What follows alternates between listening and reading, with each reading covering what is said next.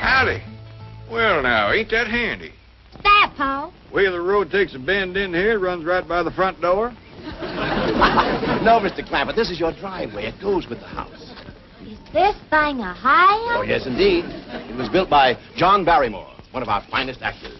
Pretty fair stonemason, too. Hey, Jed! This here is dandy soil. Fine, Granny. We'll commence plowing tomorrow. But this is Beverly Hills. Dirt is dirt. Yes, I know, but why don't we look around inside, eh?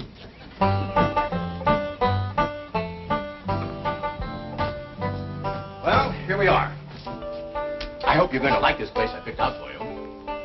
Maybe a trifle larger than what you're used to, but I feel a man with $25 million in my bank should live in a manner that... Come in, this is your home.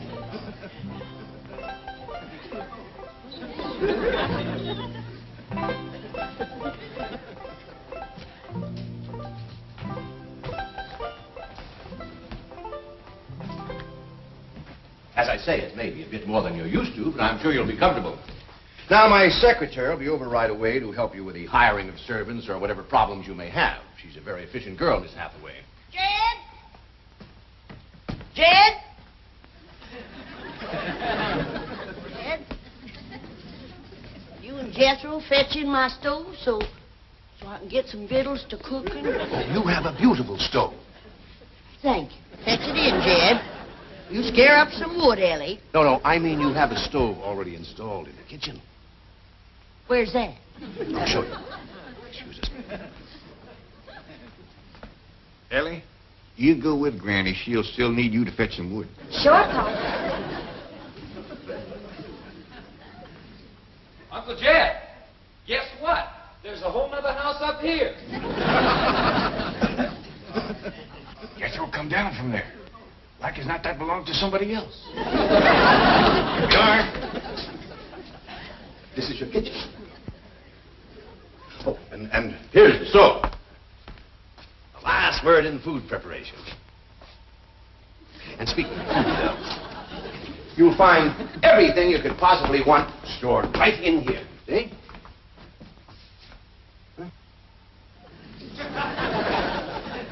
Well, I'll leave you ladies to your culinary delights. Au revoir. Bon appetit. Talks gibberish. You said a great deal of store in this here stove, Granny. Well, we'll see. Ellie, you run out and fetch some wood. I'll get a fire to going in here and we'll see.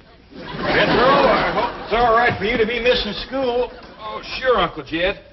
They ain't straight in the 5th grade. You in the 5th grade already? Starting this year. It don't seem like no time at all since I went with your ma to get you started in the 1st grade. You was 6 years old. No bigger than that. We drove clean over to Oxford so you could go to the same school your pa went to. You wouldn't know that town today, Uncle Jed. Oxford? Yes, sir. Well, that town has growed and spread out and built up and just kept getting bigger and bigger. Where today, why, I bet you there must be at least 3 or 4 dozen people living there. A place like that's all right to visit, but I wouldn't want to live there. Can I be of any assistance?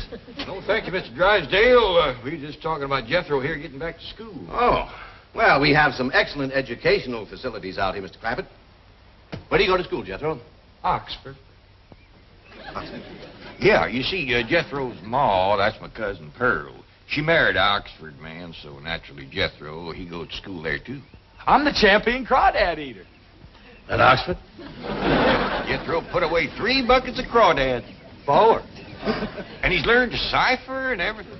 Cipher some for Mr. Drysdale. 1 and 1's 2. 2 and 2's 4. 4 and 4's 8. I have to take off my shoes to get any further than that. Never mind. I'm sure we're thinking of 2 different Oxfords. You see, there's one that's very, very famous and very old. That's where Jethro goes to school. Been there since pioneer days. That's how come it got its name. It's where the oxen used to ford the river. So folks took to calling it Oxenford, and later on got shortened to Oxford.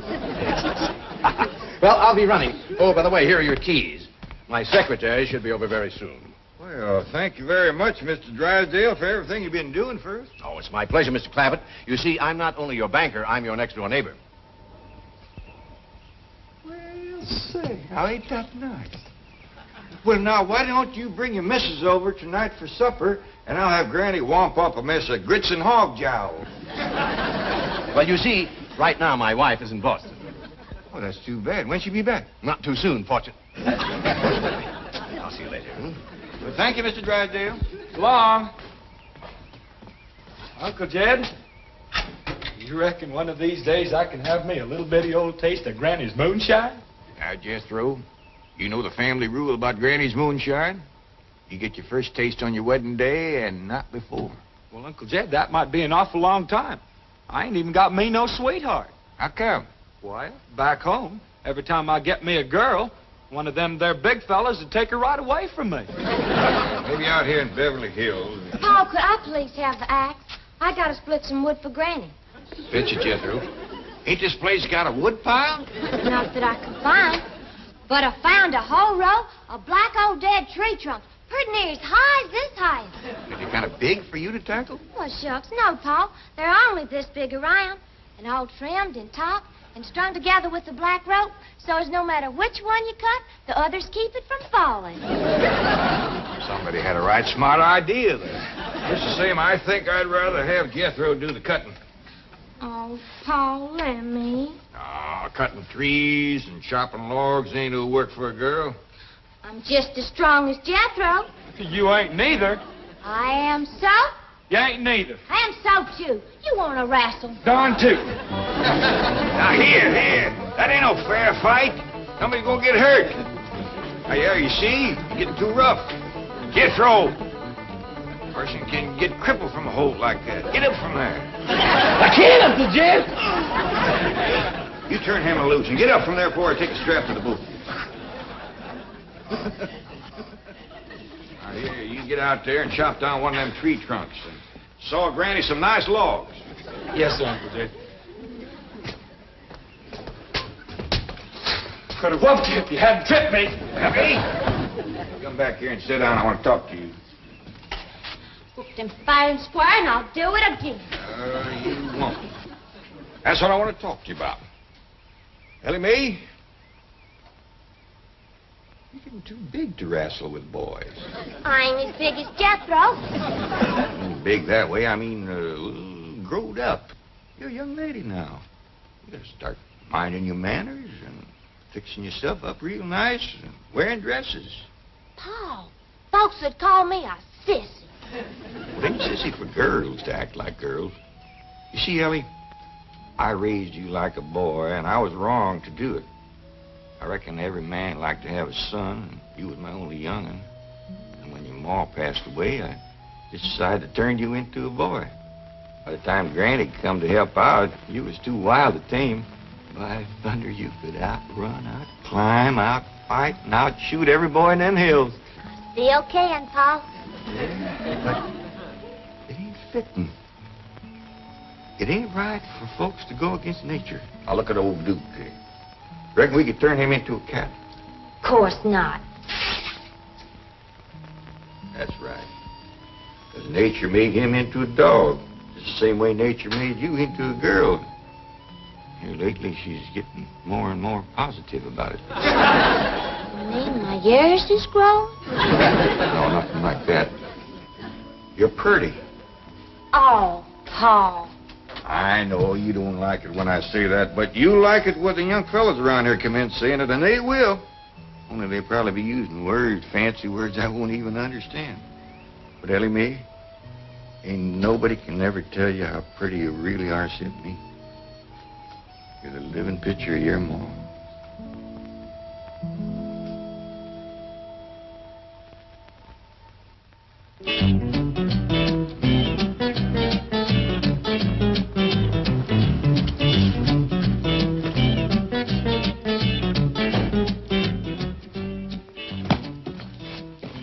You still here? I I thought you were going up to the Clampetts estate. I didn't think it prudent for us both to be absent simultaneously. In the event of crises... The only crises you have to worry about right now is keeping Mr. J.D. Clampett happy. Now, get up there. Tell me, how did you like the flamingos? What flamingos? I thought pink flamingos around the swimming pool would add a rather elegant touch. Mr. Clampett is not a man educated to elegance. That will take time. Right now, there are more pressing problems. Of course, getting settled, the servant problem. Well, whatever they are, just get up there and solve them. Now, J.D. Clampett is this bank's largest depositor, and I'm making his satisfaction your responsibility. I accept the mantle of responsibility with which you have cloaked my shoulders. And I shall so conduct myself that if this great financial institution shall last 1,000 years, people will still say, this was their finest hour. Handy wood, all right. Got a lot of pitch and tar in it. Ought to burn real good. Yeah. That flimsy grate holds up. Granny, this is the top of that tree trunk. You want I should split it up, too? No, just leave it outside. Yes, sir. This place ain't even got a wood box. Yeah, folks don't need much wood out here. Remember what Pearl said? It don't get cold. Yeah, I remember. It might not get cold in the day, but it sure freezes solid at night. How you know? I show you how I know. Every bit of food in this here storage bin is froze harder than a rock. Yes. Look.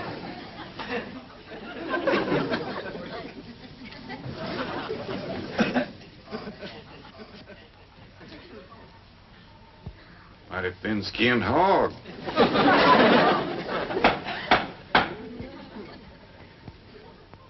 But I'll be doggone. Take me 2 days to thaw out that ham before I can ever cook it.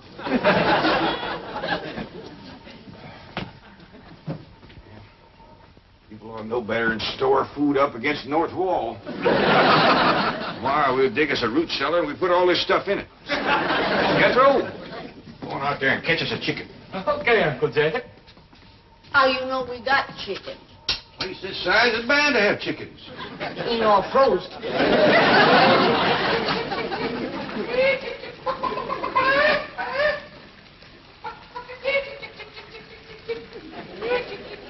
Chick, chick, chick, chick, chick, chick, chick.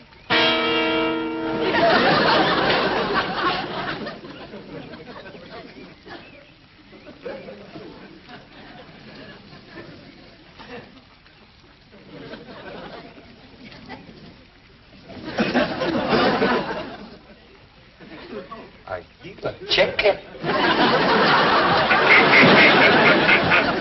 Here's that bucket. You want it? You take it, Ellie. See if you can find a creek. I gotta have some water. You know a pump on this place? It ain't even got a well. Uncle Jed, Uncle Jed. Yeah, boy. Did you find a chicken? I found something. I ain't sure if it's a chicken, a goose, a duck, or what. Where is it? I couldn't catch it. That thing can outrun a jackrabbit. There ain't no goose or duck. Be a chicken. If it is, I was right about things growing bigger out here. That thing was this high. A chicken? Ah, Jethro. Honest, it's got legs this long. Gibby's on the drumstick. Drumstick ain't much. Whoever gets that neck is eating from now on. Commences here and runs plumb up to here. Jethro, you ain't forgot what I said about Granny's jug of liquor. I ain't been to Granny's jug. You have your in for it. Honest, cross my heart. Where'd you see this chicken? Down by the cement pond. Cement pond. Uncle Jed, that pond is the fanciest thing you ever did see. Why, they are steps, so's the cattle can walk right down into it and get a drink. And up at one end, there's a lady standing there made out of rock. And she's a pouring water out of a jar right into that cement pond. Oh. Well, that's how come that big old pink chicken to get away from me. Flew right over the top of that there rock lady, landed in that pond, and swam like an otter.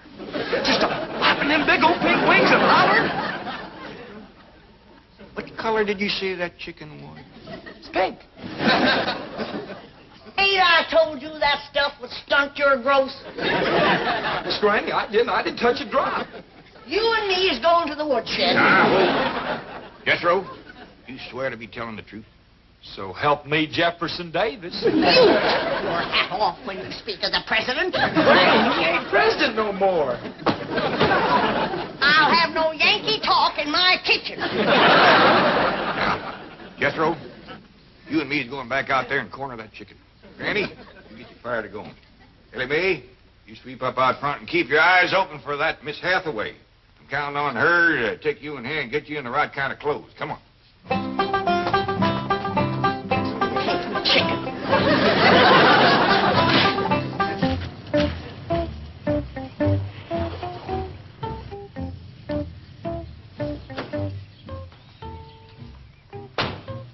You there, young man. I ain't a young man, but I sure do thank you for thinking so. Good heavens, you're a girl. Yeah. I'm Jane Hathaway, executive secretary to Mr. Drysdale. And you, I take it, are a domestic of some sort? Cleaning girl, housemaid? Just what are your duties with Mr. Clampett? Well, he sent me out here to sweep up, but he said you'd take me in hand and get me in the right kind of clothes and everything. Indeed, I shall. We have a complete servant's wardrobe from chef to chauffeur. Come with me. What in the name of Thomas Chippendale is this? Has Mr. Clampett seen this disgraceful and unsightly mound of debris? Oh, yes, ma'am. This is all his. Oh, what charming antiques. Just like he said, Jethro. Rock lady pouring water into a cement pond. Yes, sir. And over there's where I seen that great big pink chicken. Only thing is, it don't sound like a chicken. It makes a kind of hollering noise.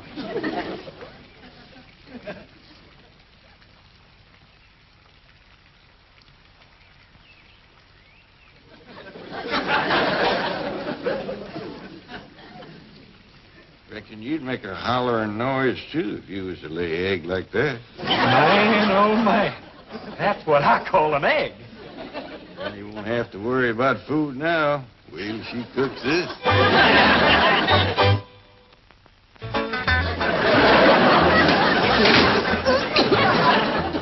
That blame city stove don't draw worth nothing. Granny, look at this egg. What's all the smoke? Stove don't work. Probably just a stuffed-up flue. Ain't got a flue. Ain't even got a stovepipe. Well, I'll get the shovel and a hoe and rake it out of there. So you keep this egg.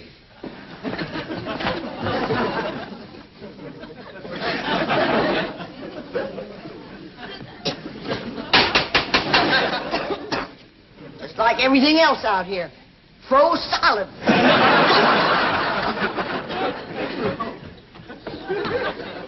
Really, my dear, you look quite charming. Well, I feel like a dead blamed Oh. fool. Just a moment. Get something, I'll be right back. Oh, that was my Pa. I take it he's a gardener. Oh, yes, ma'am. Pa just can't wait to commence gardening. Apparently. However, as though I admire his enthusiasm, I must forbid him access through the main entrance. Now, tell me about the rest of the staff. Is there a chauffeur? A what? Someone who does the driving. Oh, yes, ma'am. That's Jethro. Of course, I don't reckon he can stay around very long. He's got to get back to Oxford and go to school. Oxford? He attends Oxford University? Well, he just calls it school. Pa went to school there, too. Oh, yes. Old school time. Great pride, those Oxford men. Sorry I couldn't stop before. Granny was having trouble in the kitchen. Pa, do I have to wear this here stuff that Miss Hathaway... No, there can be no appeal from Mr. Clampett's orders. Thank you, ma'am. Glad to see you taking a firm hand. Ellie Mae, that's right pretty. Makes you look taller. She's got me walking on pegs. We'll run in and show Granny. And get rid of those old clothes, dear. Granny, I presume, is the cook. Yes, ma'am, but she ain't too happy about it right now. I shall deal with her directly. Now, let's see. Maid, gardener, cook, chauffeur. Oh, I understand Jethro is an Oxford man. You bet he is. I'm quite anxious to meet him. Don't blame you. Fine-looking young feller. Single, too. And he's on the lookout for a girl. Oh. I am only interested in the intellectual rapport which I would naturally have with an Oxford man. I presume you went to Eton as a boy. If I know Jethro, he went to Eton the minute he was born. Yes, of course. I suppose his father matriculated him. I kind of think maybe it was his mom. Oh, well, no matter. At any rate, he's an eating man. That he is. Matter of fact, Jethro won the eating championship. How marvelous. What was he champion of? Eating. Yes, I know. But what was it? Cricket? Oh, no, it was crawdad. I don't think even Jethro would eat crickets. I was referring to the game of cricket. Kid, where's the axe? I'll bet you, Granny. You talk to Miss Hathaway. And just why does Cook need an axe? I've hit this with everything I could lay a hand to. I even whomped it with an iron skillet. You are supposed to hit it with a croquet mallet. All right, where is it? I don't think I'll tell you. There is a time for work and a time for play. Now then, what are we cooking for Mr. Clampett? Well, I don't know what you're cooking him, but if he wants any victuals from me, somebody better shoot a possum. Possum? You got a better idea? But of course, a nice big fluffy souffle. All right. You shoot it and you skin it. You don't even know what a souffle is. What kind of a cook are you? I'm a cook with a stove that don't draw, food that's froze solid, chickens that can't be caught, eggs that can't be broke, and a smart alecky city woman telling me my business. That's what kind of a cook I am. Mind your tongue, little woman. I can have your job. You sure can, and the sooner the better. Jethro's coming, and just wait till you see what he's got. Thank heaven. Now I can have an intelligent conversation. Look, Granny, I caught that big chicken. I hope it ain't as tough as its egg. That is a flamingo. Oh, no, ma'am. That's my nephew, Jethro. Jethro, say hello to Miss Hathaway. I did, ma'am.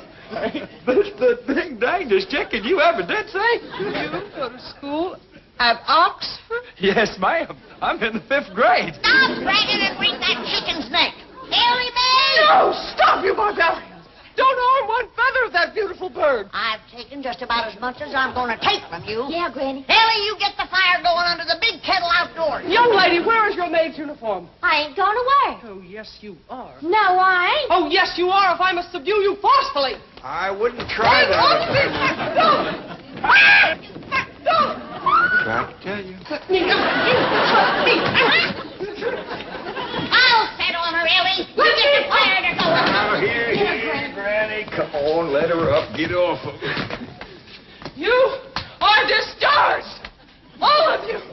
That. Fired. And you are the most incompetent, insubordinate, belligerent group of domestics it has ever been my misfortune. Hathaway! Ah, Chief. You're just in time to help me take disciplinary action. You're fired. I've already told them. Not them, you. These people are the Clampetts. Clampett? Yes, that's right. Now go back to the office and pick up your severance pay. You are through. Now, Mr. Drysdale, hold on a spell. I reckon there's been a kind of a misunderstanding. But this little lady's been a right big help to us. Why, she fit in just like one of the family. Matter of fact, her and me is going out hunting. Ain't that right, Miss Hathaway? Yes, indeed. Yeah. Jethro, you can take that pink chicken back out to the cement pond. We're going out and shoot us a nice big fluffy souffle.